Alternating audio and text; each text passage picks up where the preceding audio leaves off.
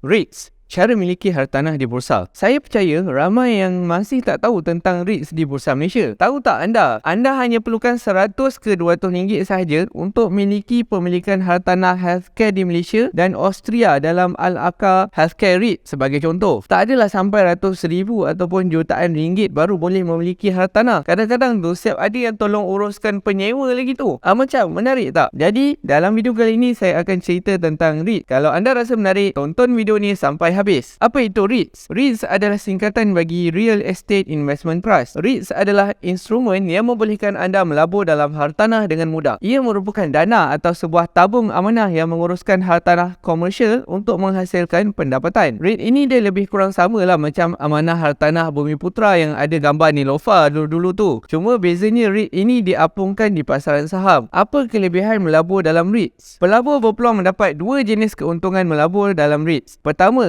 keuntungan dari segi kenaikan harga, capital gain, dan kedua, boleh dapat dividen. Selain itu, kelebihan REIT adalah yang pertama, lebih murah. Kos untuk melabur dalam REIT adalah lebih rendah berbanding kos pelaburan secara langsung dalam hartanah. Kita boleh mula membeli serendah satu lot sahaja. Tapi jangan fikirlah dengan beli satu lot tu anda dah boleh pergi haji naik private jet. Memang tak ada macam tu. Yang kedua, kecairan. Maksudnya di sini, anda boleh jual bila-bila masa di pasaran saham dan dapat semula dalam bentuk wang tunai. Tak perlu nak lalui documentation 3 ke 6 bulan, tempoh jumpa pegawai ataupun lawyer, peguam dan sebagainya. Segalanya berlaku dalam masa yang singkat sahaja. Dan lagi kalau fizikal, anda perlu tunggu hingga ada pembeli dan ada sedikit urusan perlu diselesaikan baru boleh terima wang tunai tersebut. Yang ketiga, aliran pendapatan yang stabil. Kadar kenaikan dan penurunan harga, volatility lebih rendah berbanding saham yang lain. Pelabur REIT biasanya akan menerima bayaran dividen yang konsisten dan stabil hasil yang diperolehi daripada sewa yang dibayar oleh penyewa harta REIT. Keempat, diuruskan secara profesional. Jika anda membeli hartanah fizikal, anda perlu fikirkan cara mencari penyewa, kerenah penyewa dan lain-lain lagi. Tetapi untuk REIT, ia diuruskan oleh pengurus dana yang profesional. Jadi, anda tak perlu pening kepala untuk berdepan dengan kerenah penyewa dan segala jenis agreement seperti dalam pelaburan real estate. Apa jenis-jenis REITs yang ada? Ada 6 jenis REIT yang ada dalam industri hartanah, iaitu pejabat. REIT jenis ni dia memiliki dan mengendalikan bangunan pejabat. Sebahagian besar penyewa jenis ini adalah daripada sektor kewangan seperti bank, agensi kerajaan dan syarikat antarabangsa yang beroperasi di Malaysia. REIT pejabat mempunyai bangunan pejabat di kawasan pesat seperti di Lembah Kelang, Shah Alam, Subang Jaya dan Bangsar dan mampu menikmati kadar sewa yang lebih tinggi di masa hadapan. Akan tetapi, penawaran ruang pejabat yang terlalu banyak di Lembah Kelang menjadikan penyewa mempunyai pilihan untuk mendapatkan ruang pejabat yang lebih murah kerana wujudnya perang harga antara pemilik-pemilik ruang pejabat di Lembah Kelang. Kesihatan. REITs berkaitan dengan kesihatan. Ia mengendalikan hospital dan harta khidmat penjagaan kesihatan semasa. Sungguh pun keadaan ekonomi yang tidak memberangsangkan dan lembap, REIT kesihatan tetap menjadi satu keperluan masyarakat dan tetap stabil. Namun begitu, peluang untuk REIT kesihatan berkembang adalah sangat terbatas kerana wujudnya pajakan jangka masa panjang yang mengurangkan potensi untuk meningkatkan kadar hasil sewaan. Tetapi potensi untuk mengembangkan REIT kesihatan mampu dilakukan hanya dengan mengambil alih hartanah baharu penjagaan kesihatan sedia ada. REIT berkaitan dengan hospitality. REIT hospitality bukanlah instrumen yang dimiliki. Sebaliknya, REIT hospitality adalah instrumen yang menguruskan hotel dan bangunan kediaman. Contoh terdekat adalah YTL REIT yang memiliki dan menguruskan hotel JW Marriott ataupun Sunway REIT yang memiliki dan menguruskan hotel Sunway. REIT hospitality secara tidak langsung membantu meningkatkan sektor pelancongan di negara ini. Kejatuhan mata wang turut membantu merancangkan lagi kedatangan pelancong luar negara ke negara kita. Sungguh pun begitu, REIT hospitality ini sangat mudah terjejas dengan perubahan ekonomi global dan keadaan politik semasa. Kelembapan pertumbuhan ekonomi turut menjejaskan sektor pelancongan sekaligus mengurangkan pendapatan dalam industri perhotelan. REIT jenis runcit. REIT jenis ini adalah mengurus, memiliki dan mengendalikan pasaraya, pusat membeli belah, kedai dan premis. Dalam erti kata lain, REIT runcit mendapat pulangannya melalui sewaan seperti menyewa kepada KFC, Burger King dan lain-lain lagi. Ia menyewakan unit di dalam pusat membeli belah seperti IOI Mall Putrajaya atau gedung Nike yang menyewa unit di KLCC. Pertumbuhan pendapatan dalam pasaran REIT runcit sangat bergantung kepada keadaan ekonomi semasa. Ini kerana banyak unit di dalam premis tidak mampu disewakan apabila kuasa beli rakyat berkurang